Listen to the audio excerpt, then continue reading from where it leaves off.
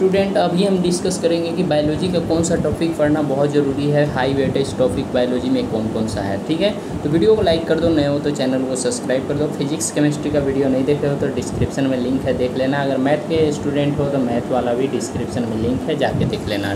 ठीक है, तो सबसे पहले हम बात कर ले कौन कौन सा टॉपिक पढ़ना है। तो यहाँ पे देख सकते हो जितने भी यह चैप्टर बता रहा हूँ, ये चैप्टर बहुत अच्छे से पढ़ लेना, क्योंकि ये चैप्टर से बहुत ज़्यादा क्वेश्चन पूछे जाते हैं। अब देखो ये क्वेश्चन कैसे पूछे जाएंगे यहाँ चैप्टर से। देखो सबसे पहले चैप्टर की नाम देख लो। तो यहाँ पे चैप्टर आपको सबसे पहले डेंसिटी ऑफ लिविंग ऑर्गेनिज्म, यहाँ से आपको क्वेश्चन लगभग 3 से 4 क्वेश्चन देखने को मिलेगी।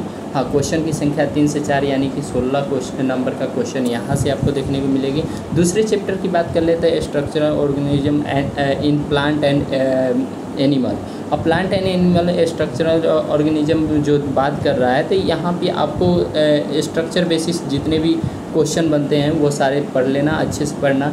हाँ, फिंगर टिप्स का आप बुक फॉलो कर सकते हो, एनसीईआरटी फॉलो कर सकते हो।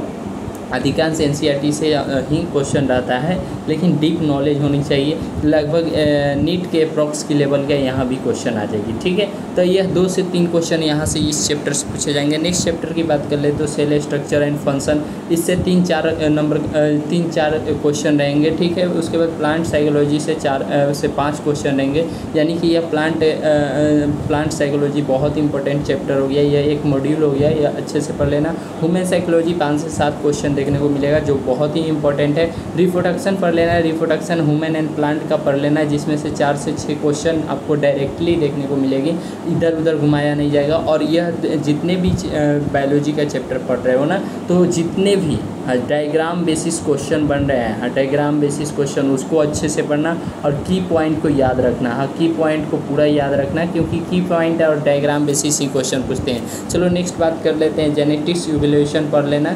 Genetics and evolution 5 and 6 question इसमें से पूछे जाते हैं। उसके बाद में आपको बायोलॉजी इन ह्यूमन वेलफेयर पढ़ लेना, जिससे 2-3 क्वेश्चन पूछे जाते हैं। उसके बाद में बायोटेक्नोलॉजी एंड एप्लीकेशन पढ़ लेना, जिसमें से 2-3 क्वेश्चन आते हैं। उसके बाद में इकोलॉजी एंड एनवायरनमेंट से 3-4 क्वेश्चन आते हैं। ठीक है, बात कर लेते हैं इंपॉर्टेंट चैप्टर, यानी कि उसको स्किप नहीं करना है। कौन से चैप्टर को स्किप नहीं करना है, कौन कौन से टॉपिक को स्किप नहीं करना है। तो देखो यह जो यहाँ पे दिख रही है, ये टॉपिक को अच्छे से पढ़ लेना है। ठीक है, तो सबसे पहले बात करें कि आपको पढ़ना कैसे, तो हाई स्पीड में पढ़ना है। हाँ, जितने स्पीड में हो सके। और देखो एक बार हाईलाइट कर लो, उसको बार बार पढ़ो। ठीक है, ऐसा नहीं कि हाईलाइट कर लिए उस चैप्टर को छोड़ दिए, ऐसा कुछ मत करना। ठीक है, अच्छे से पढ़ना, क्योंकि बायोलॉजी ही मार्क्स स्कोर बहुत अच्छे कर सकते हैं। ह्यूमन साइकोलॉजी में तुम डाइजेस्टिंग सिस्टम जो है उसको अच्छे से पढ़ लेना। उसके बाद में एस्पिरेशन जो है वो अच्छे से पढ़ लेना। ठीक है, उसके बाद न्यूक्लियर सिस्टम आप अच्छे से पढ़ लेना है। यहाँ पे जो भी दिख रही है, यह सारे चैप्टर को बहुत अच्छे से पढ़ना, क्योंकि यह पॉइंट से डायरेक्ट क्वेश्चन देखने को मिलेगा। जेनेटिक्स एंड इवोल्यूशन में आपको जो यहाँ पे कोड दिया गया है, जेनेटिक कोड, वह आपको क्लियर होना चाहिए, कैसे कोडिंग करते हैं। ठीक है, मॉडल आपको लॉ जो दिया गया है वह भी आपको क्लियर होना चाहिए, वहाँ से क्वेश्चन एक देखने को मिलेगा।